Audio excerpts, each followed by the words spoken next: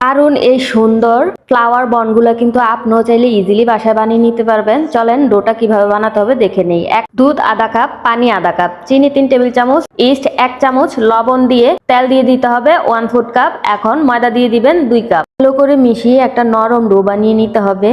কিভাবে মথে নেওয়া হচ্ছে একটু লক্ষ্য করেন। এখন রেস্টে রেখে দিতে হবে যতক্ষণ ফুলে না ওঠে। এই যে দেখেন ডাবল হয়ে যাওয়ার পর ছোট ছোট গোল বল বানিয়ে এগুলোকে রুটির মতো বেলে নিতে হবে। এখন কাঁটা চামচের কেরামতি দেখেন, কাঁটা চামচ দিয়ে আপনারা এই ডিজাইনটা করে নিতে পারবেন। তারপর আমরা যেই নারিকেলের পিঠা বানানোর সময় যে কাটারগুলা ব্যবহার করি এগুলা দিয়ে কেটে এই ডিজাইনটা করে নেবেন। এখন জ্যাম দিয়ে দিবেন, যে কোনো জ্যাম এখানে ইউজ করা যাবে। তারপর ঘুরিয়ে ঘুরিয়ে এই ডিজাইনটা করে নেবেন। এই যে দেখেন ফ্লাওয়ারের শেপ হয়ে গেছে। এখন এগুলাকে বেক করে নিতে হবে।